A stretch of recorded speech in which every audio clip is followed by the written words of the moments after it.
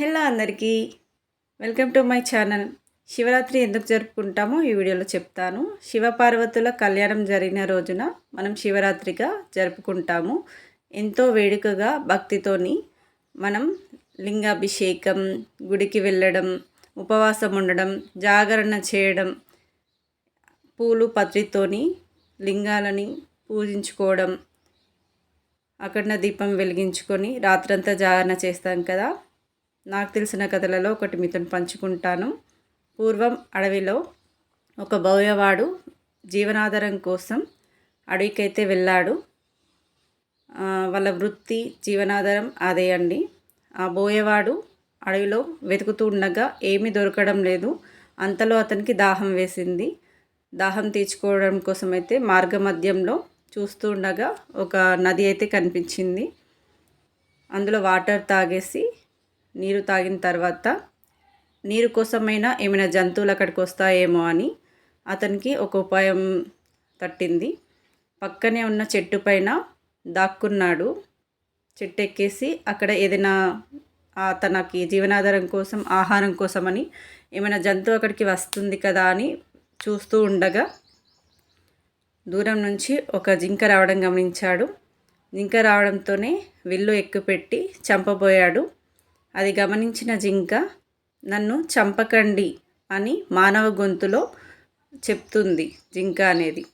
అయితే అతను జీవనాధారం అదే కాబట్టి చంపాలనుకున్నాడు. కాకపోతే మానవ గొంతుతో చెప్పడంతో వదిలేశాడు. మళ్ళీ ఇంకేమైనా జంతువు వస్తుందేమో అని ఎదురు చూస్తూ ఉన్నాడు. అంతలోనే ఒక జామ్ అనేది అయిపోయింది. అలా ఎదురు చూస్తూ ఉండగా ఏమైనా జంతువు వస్తుందేమో చూస్తుండగా ఆ చెట్టు పైన ఉన్న కొమ్మలన్నీ కూడా కట్ చేస్తూ కిందికి వేస్తూ ఉన్నాడు. మళ్ళీ అంతలో ఇంకొక జింక అయితే రానే వచ్చింది. ఈసారి ఈ జింకని కూడా చంపాలనుకున్నప్పుడు మళ్ళీ ఈ జింక కూడా ఆగండి ఆగండి, నేను అసలే బక్క పల్చగా ఉన్నాను, ఇంత సన్నగా ఉన్న నన్ను చంపడం మీకు న్యాయం కాదు అని అంటుంది. మళ్ళీ అలానే వదిలేశాడు జింకని. ఇంతలోనే ఇంకొక జామ్ అయితే గడిచిపోయింది. మళ్ళీ అక్కడికి చూస్తూ ఉండగా ఒక తల్లి పిల్ల ఉన్న జింకలు వచ్చాయి. మళ్ళీ అలానే విల్లు వెక్కి పెడుతుండగా నాకు ఒక పిల్ల ఉంది అని మళ్ళీ మానవ గొంతుతోని చెప్తుంది. నన్నైతే చంపకండి, నా పిల్లని అక్కడ వదిలేసి వస్తానని చెప్తుంది. మళ్ళీ ఎదురు చూస్తూ ఉంటాడు చెట్టుపైనే. ఇలా ఎదురు చూస్తున్న సమయంలో కొమ్మలన్నీ కూడా కట్ చేస్తూ నేల మీద వేస్తూ ఉంటాడు. అలానే మరి ఇంకేమైనా వస్తున్నాయా అని ఎదురు చూస్తూనే ఉంటాడు. కునుకు కూడా తీయకుండా ఎదురు చూస్తుండగా మళ్ళీ ఇంకొక జామ్ అయితే గడిచిపోతుంది. మళ్ళీ అక్కడికి ఇంకొక జింక అయితే వస్తుంది. ఈ జింక కూడా పిల్లు ఎక్కు పెడుతుండగా ఆగండి ఆగండి, చంపకండి అని అడుగుతున్నప్పుడు నీకన్నా ముందు 3 జింకలు అయితే వచ్చాయి, మళ్ళీ తిరిగి వస్తామని చెప్పేసి నాకు ఆహారం ఏది దొరకకపోతే మళ్ళీ తిరిగి వస్తాయని చెప్పేసి రాలేవు అన్నప్పుడు ఈ జింక నేను వెళ్ళి చూసి వస్తాను అని వెళ్ళిపోతుంది. అలా 4 జింకలు కూడా వెళ్ళిపోయాక చెట్టుపైన అలా ఎదురు చూస్తూ ఉన్న సమయంలో కొమ్మలన్నీ విరిచేస్తూ ఉంటాడు. మళ్ళీ కూడా ఒక జామ్ అనేది గడిచిపోతుంది. ఇలా చూసేసరికి 4 జాములు కూడా గడిచిపోతాయి. జింక ఇంకా ఎందుకు రాలేదు అని ఆలోచిస్తూ ఉంటాడు. అలా ఆలోచిస్తూ ఉంటూ చెట్లన్నీ కొమ్మలన్నీ నరికేసుకుంటూ కింద వేసుకుంటూ ఆలోచనలో పడతాడు. 4 రోజుల నుంచి అతనికి తిండి లేదు, నిద్ర లేదు. అయినా కూడా జీవనాధారం ఫ్యామిలీ వృత్తి అదే కాబట్టి ఎదురు చూస్తూ ఉంటాడు. అలా చూస్తూ ఉండగా 4 జింకలైతే తిరిగి వచ్చి మీకు మాటిచ్చిన ప్రకారం మేము తిరిగి వచ్చాం కదా, మమ్మల్ని చంపేసేయని అడుగుతాయి. అయితే అతను వీటి మాటలు విని ఆశ్చర్యపోతాడు. వీళ్ళ సత్యనిష్ట చూసి ఆశ్చర్యపోయి బోయవాడు మంచిగా మారిపోతాడు, అహింసావాదిగా మారిపోతాడు. దీనికి కారణం ఏమనుకుంటున్నారో మీరు కామెంట్ చేయండి. అయితే శివరాత్రి రోజు ఆ రోజు అతనికి తెలియదు. వేట కోసం వెళ్తుండగా అతను ఒక చెట్టు పైన ఉన్నాడు కదా, ఆ చెట్టు అనేది మారేడు చెట్టు. చెట్టు కొమ్మలన్నీ కూడా తుంచి వేస్తున్నాడు కదా, అవన్నీ కూడా మారేడు చెట్టుకున్న పత్రి తుంచి వేస్తూ ఉన్నాడు. చెట్టు కిందనే లింగం ఉంది. అతనికి విషయం తెలీదు.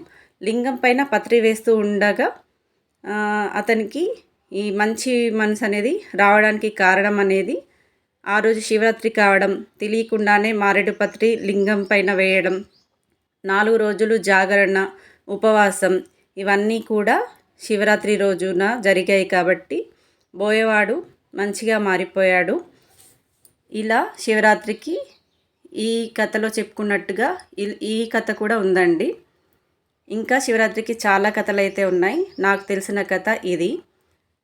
మా పాప అద్వైత అయితే స్కూల్లో వాళ్ళ టీచర్ సీతా మేడం చెప్పిందంట, శివరాత్రి మనం ఎందుకు జరుపుకుంటాం అనేది ఒక స్టోరీ చెప్పిందంట. అందుకోసమని తను కూడా మమ్మీ నాకు టీచర్ ఈ స్టోరీ చెప్పిందని ఇంటికి వచ్చి చెప్పింది. అయితే తన అంత చెప్తున్నప్పుడు తన ఎంకరేజ్మెంట్ ఎందుకు పాడు చేయాలని తనని ఎంకరేజ్ చేయడం కోసం అనేది తనని కూడా చెప్పమన్నాను. నెక్స్ట్ మా పాప మాటల్లో శివరాత్రి కథ వినండి. Thank you friends. Hi friends, ఈరోజు అయితే మా క్లాస్లో సీతా మేడం అని ఒక మేడం మా క్లాస్కి వచ్చి స్టోరీ చెప్పింది. నిన్న శివరాత్రి కదా, శివరాత్రి అనేది ఎందుకు జరుపుకుంటారని ఒక స్టోరీ చెప్పింది. అది మీకు ఇప్పుడు చెప్పబోతున్నాను. శుక్లాం వరదరం విష్ణుం శశివర్ణం చతుర్భుజం ప్రసన్నవదనం ధ్యాయేత్ సర్వ విఘ్నోపశాంతయే అగజనాన పద్మార్కం గజానన మహానిశం అనేకాంత భక్తానం ఏకదంతం ఉపాస్మహే. శివరాత్రి ఎందుకు జరుపుకుంటామంటే బ్రహ్మ విష్ణు మహేశ్వరుడు ముగ్గురు ఉంటారు కదా, వాళ్ళల్లో శివుడు బయటికి వెళ్ళినప్పుడు బ్రహ్మ విష్ణువు ఇద్దరు నేనే గొప్ప అంటే నేనే గొప్ప అని కొట్లాడుకుంటారు. అప్పుడు సడన్గా శివుడు వస్తాడు. ఏమైంది మీ ఇద్దరు ఎందుకు ఇట్లా కొట్లాడుకుంటున్నారంటే మా ఇద్దరు ఎవరు గొప్ప అని శివుని అడుగుతాడు చెప్పమని. అప్పుడు శివుడు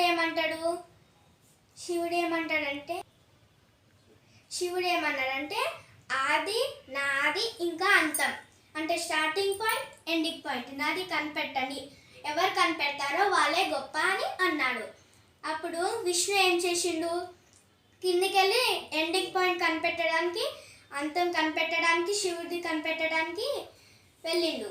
అయితే అక్కడ భూమి ఉంటుంది కదా, భూమిలో వరహ రూపం ధరించి భూమిని ఇట్లా తవ్విండు. తవ్వుతూ కిందికి వెళ్ళిండు. అప్పుడు ఎండింగ్ పాయింట్ కనిపించింది. అప్పుడు ఈ విషయం శివుడికి చెప్దామని వెళ్ళిండు. అయితే ఇటు సైడ్ బ్రహ్మ ఏం చేస్తున్నాడు, బ్రహ్మ శివుడి ఆది అంటే స్టార్టింగ్ పాయింట్ వెతకడానికి వెళ్ళిండు.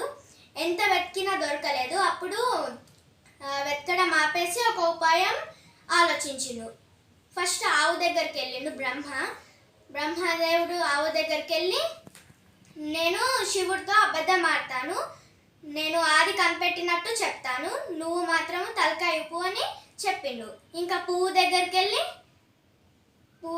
వెళ్ళి ఏం చేసిండు, నేను కూడా అబద్ధం చెప్తాను నీకు అని ఆవుకు చెప్పినట్టే చెప్పిండు. నువ్వు కూడా ఆ తలకాయ ఉప్పాలి, చెప్పిననాలి అని చెప్పాలి అని గన్నేరు పువ్వుకి చెప్పిండు. అయితే విష్ణువు ఇట్లా ఎండింగ్ పాయింట్ కనిపెట్టి శివుడి దగ్గరకు వస్తున్నాడు. అప్పుడే బ్రహ్మ ఫస్ట్ వచ్చి మీ స్టార్టింగ్ పాయింట్ కనిపెట్టాను అని శివుడితో చెప్పి కాలంటే ఆవుని అడగండి పువ్వుని అడగండి అని చెప్పిండు. అయితే ఆవు ఏం చేసింది తలకాయ ఉప్పింది. మంచిగా అది చేసినాడు వెతికినాడు నేను చూసినా అని అన్నది. అప్పుడు ఈ వెనకాలన్న తోక అడ్డం ఊపింది. అంటే ఇట్లా అంటాం కదా, అటు సైడ్ రాంగ్ చెప్పలే అన్నట్టు ఊపింది. అయితే ఈ పువ్వు కూడా ఏం చేసింది, ఈ పువ్వు కూడా తల ఊపింది, చెప్పిండు అది వెతికిండు అని. అయితే అప్పుడే ఈ ఆవు తోక ఇట్లా అడ్డం ఊపుతున్న చూసి శివుడికి అర్థమైంది ఈ ఆవు అబద్ధం చెప్తుంది అని. అప్పుడు ఆవుకి ఏమన్నాడు, ఆవు నువ్వు అబద్ధం ఆడావు కాబట్టి నిన్ను ఇక్కడ తల మీద మొక్కుకుంటే అందరికి పాపం వస్తుంది. ఒకవేళ తోక నువ్వు నిజాయితీగా ఉన్నావు కాబట్టి తోకకి ఏమిచ్చిండు, అందరూ ఒకవేళ తోకకి ముడితే పుణ్యం వస్తుంది అందరికీ అని శాపించాడు. ఇక్కడ ఈ పువ్వుకి ఏమని చెప్పాడు,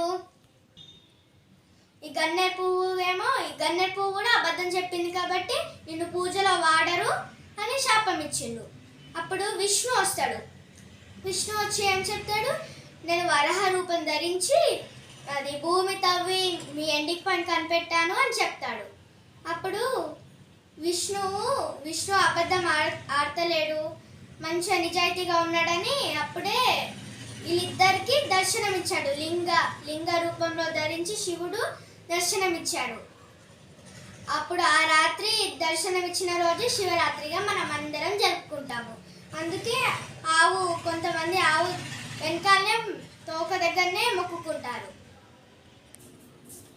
మీరు ఎప్పుడైనా బయట ఆవుని చూస్తే నమస్కరించండి. మళ్ళీ అది వీలైతే ఆవు తోకని ఒక తల మీద కొట్టుకునే ప్రయత్నం చేయండి. ఒక్క ఆవును మొక్కితే ముక్కోటి దేవతలను మొక్కినట్టే. ఈ వీడియో నచ్చితే గనక లైక్ చేయండి, షేర్ చేయండి.